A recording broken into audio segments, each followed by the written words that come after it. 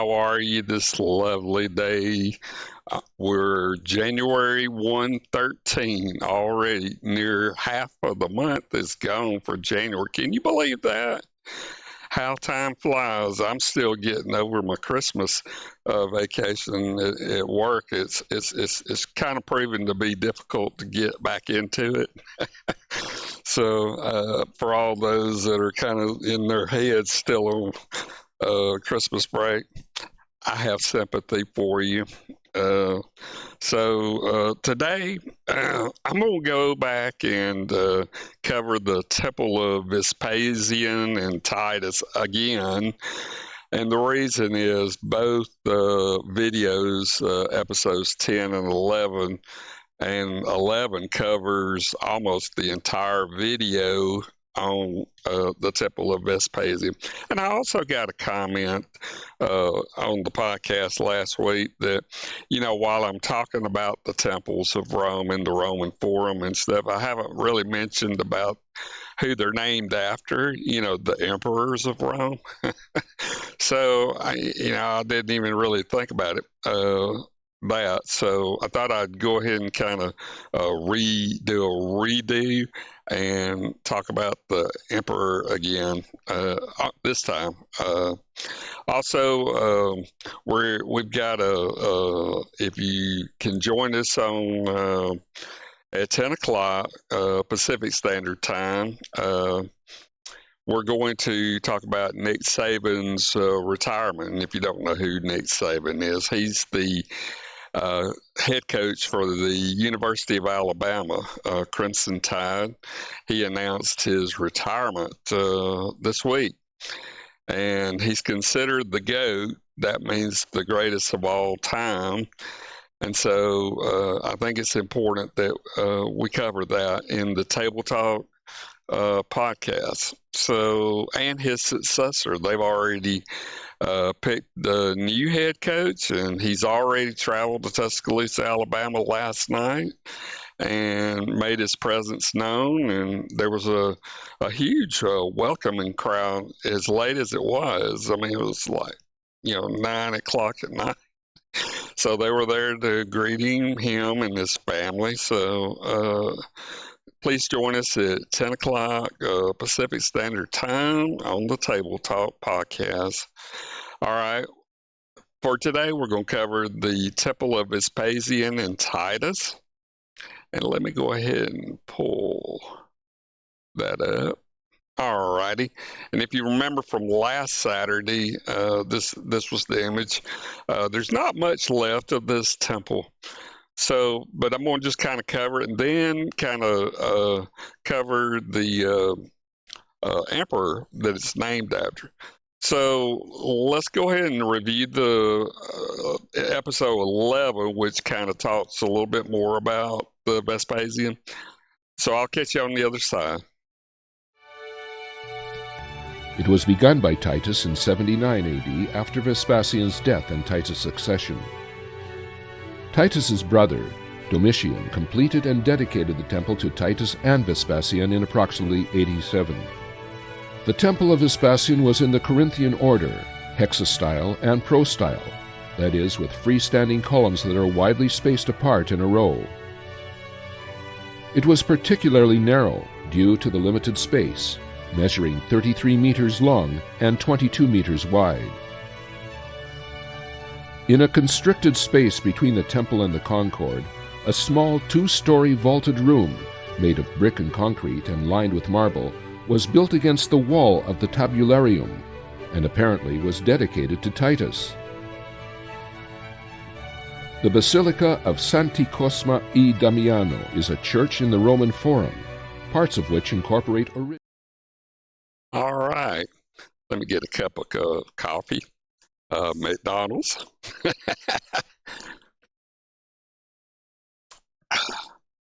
When I went to McDonald's this morning, I live in Los Angeles, California, and I don't know where you are. If you're in Alabama, I'm sure it's a lot cheaper, but I actually paid $7 $0.36 for a McDonald's sausage, egg, and cheese biscuit. I was shocked. When I first came here to California, I could buy the same product for $3.23, something like that. So that shows you just in a few short years how ridiculous inflation has devalued the dollar. So that really shocked me. When I went to restaurants in the past, like a steak dinner at O'Charlie's or somewhere, you could pay, $12 to $15, and now you're paying $40+ for the same meal. Wow. I don't know what we're going to do. We can't handle that. But anyway, let's get back to the subject at hand. We're talking about the Temple of Vespasian Titus. So I'll just briefly recapture or recite what I did last week. So the Temple of Vespasian, again, it's located in Rome at the western end of the Roman Forum on the west side, between the Temple of Concordia and the Temple of Saturn. It's dedicated to the deified Vespasian. He was an emperor of Rome, and his son, the deified Titus. It was begun in Titus in 79 AD after Vespasian's death and Titus's succession. Titus' brother, Domitian, completed and dedicated the temple to Titus and Vespasian in approximately 87. The importance of the temple was throughout Roman history. There was always an emphasis on increasing the fame and glory of a particular family. In this case, it's the emperor's family, often through monuments commemorating the deceased. Therefore, the temple was constructed to honor the Flavian dynasty, which comprises the emperors of Vespasian, 69 to 79 AD, Titus, 79 to 81, and Domitian, 81 to 96. Historians have questioned whether or not Titus and Domitian really had a good relationship, however. Domitian ensured the deification of his brothers into the imperial cult in order to exalt the prominence of the Flavian name. So he followed through on the tradition of that. And Titus and Vespasian were each deified through the ceremony of apotheosis. In doing so, tradition guaranteed that Roman citizens and subjects would honor Vespasian and Titus, or at least honor their genius as Roman deities. The emperor cult worship was as much of a sign of allegiance to the emperor of Rome or as a political diplomatic gesture as it was a formal religion. The structure of the Temple of Vespasian, was in the Corinthian order, hexa style, that is, with a portico 6 columns wide, and prostyle, that is, with freestanding columns that are widely spaced apart in a row. It was particularly narrow due to the limited or confined space. It measured 33 meters long and 22 meters wide. In a constricted space between the temple and the Temple of Concord, a small 2-story vaulted room made of brick and concrete and lined with marble was built against the wall of the tabularium and apparently was dedicated to Titus. All right, that's all I'll talk about as far as the temple, because we covered that last week. You can go back and review episode 10 for any more detail. So now what I'll do is turn that off and put the emperor. Okay, so we're talking about the Temple of Vespasian, and to my right is a picture of Emperor Vespasian. Let me get. Okay, so his reign was from 1st of July of 69 AD to the 23rd of June 79 AD. And his predecessor was Vitellius, Emperor Vitellius, and his successor was Titus, Emperor Titus. He was born Titus Flavius Vespasian on 17 November 9 AD, and he was born in Palatine, Italy.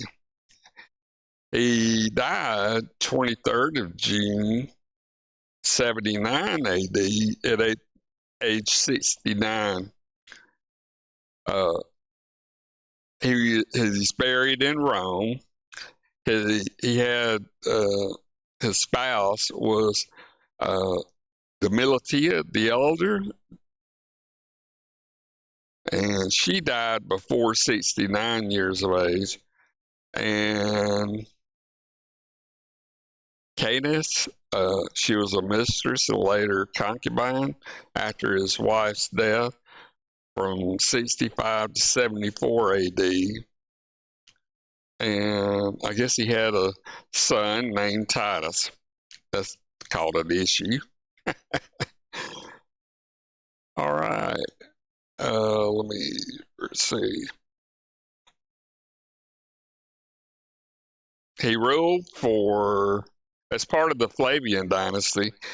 Emperor Vespasian ruled for the Roman Empire for 27 years. His fiscal reforms and consolidation of the empire brought about political stability and a vast building program. Vespasian was the first emperor from an equestrian family and only rose later in his lifetime into the senatorial rank, the first of his family to do so.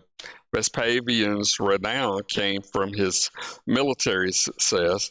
He was legate of Legion II Augustus during the Roman invasion of Britain in 43 AD and subjugated Judea during the Jewish rebellion of 66 AD. While Vespasian besieged Jerusalem during the Jewish rebellion, Emperor Nero committed suicide and plunged Rome into a year of civil war known as the Year of the Four Emperors.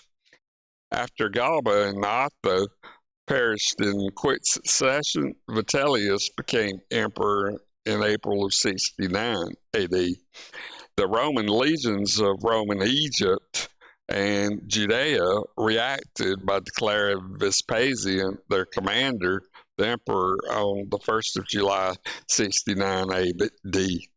In his bid for imperial power of all of Rome, Vespasian joined the forces with Mucianus, the governor of Syria, and Primus, a general in Pannonia, leaving his son Titus to command the besieging forces at Jerusalem.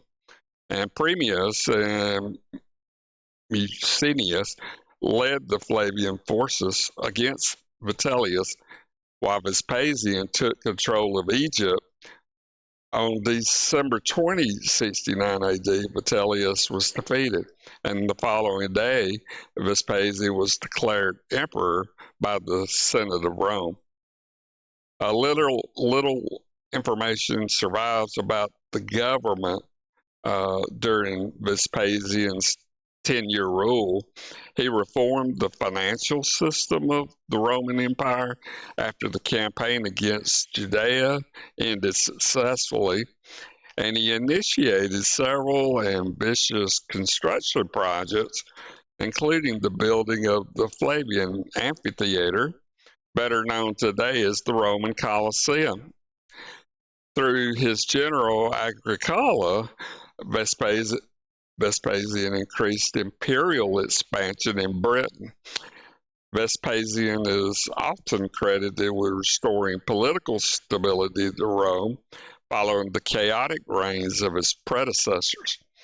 After he died in 79 AD, he was succeeded by his eldest son, Titus, thus becoming the first Roman emperor to be succeeded by his natural son and establishing the Flavian dynasty.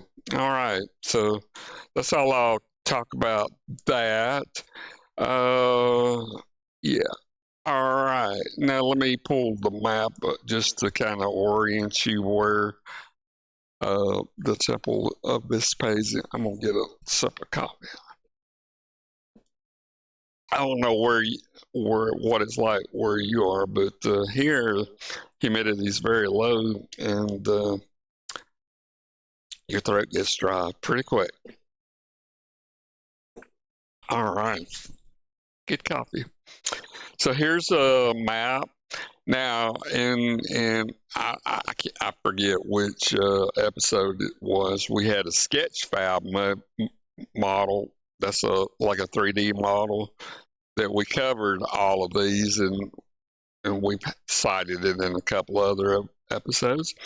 But to the lower right, this is the circle area. This is the Roman Colosseum. And as you proceed westward, slightly northward, you'll see a blue dot at the other end of the Roman Forum, and this is the location of the Temple of Vespasian and Titus later.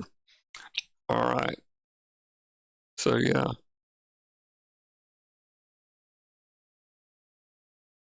Cool. Well, I think since we're kind of rehashing, citing the same uh, uh, material from last week, I'll call it as far as the Vespasian Temple. I'll let you go ahead and view the video again just as a reinforcement. So let you watch the video and we'll catch you on the other side. It was begun by Titus in 79 AD after Vespasian's death and Titus' succession. Titus's brother, Domitian, completed and dedicated the temple to Titus and Vespasian in approximately 87. The temple of Vespasian was in the Corinthian order, hexastyle and prostyle, that is, with freestanding columns that are widely spaced apart in a row. It was particularly narrow due to the limited space, measuring 33 meters long and 22 meters wide. In a constricted space between the temple and the concord, a small two-story vaulted room, made of brick and concrete and lined with marble, was built against the wall of the tabularium, and apparently was dedicated to Titus. The Basilica of Santi Cosma e Damiano is a church in the Roman Forum, parts of which incorporate All right. So next week we'll cover that church at what was discussed at the end there. So that'll be episode 12. This is series. Roman Forum is a 20 episode series. So next week will be number 12. All right. So at 10 o'clock Pacific Standard Time, please join me for the Table Talk podcast, and there we're going to discuss now former head coach of the University of Alabama, Nick Saban, and his legacy. He's considered by many circles in the sports world for college football and professional to be the greatest of all time. Of course, that's always questionable between people. but I'm from the University of Alabama. That's where I graduated, alumni, and I'm from Alabama. You can't tell from my accent. So for me, in addition to Paul Bear Bryant, who is the greatest of all time, Nick Saban is definitely right up there in the GOAT circle. And he was there 17 seasons. So we'll miss him. We welcome him good journeys going forward. As I understand it, they are giving him an office in the stadium complex that he can retain. And so we'll look forward to see what brings to his future later. So please join me at 10 o'clock Pacific Standard Time. It's beautiful here in Los Angeles, a little nippy, a little cold. And from looking up on the East Coast, from Chicago, Iowa, and to the northeast, I feel for you guys. I mean, that looked brutal on the television, so we'll keep you in our prayers, and just be safe out there, okay? And for those that are voting in the caucuses in Iowa, I hope you enjoy it. Woo. All right, so that'll bring this podcast to a close. I hope you join us next Saturday on the Portal Podcast. And y'all take care, my friends. See you at 10 o'clock on the Table Talk.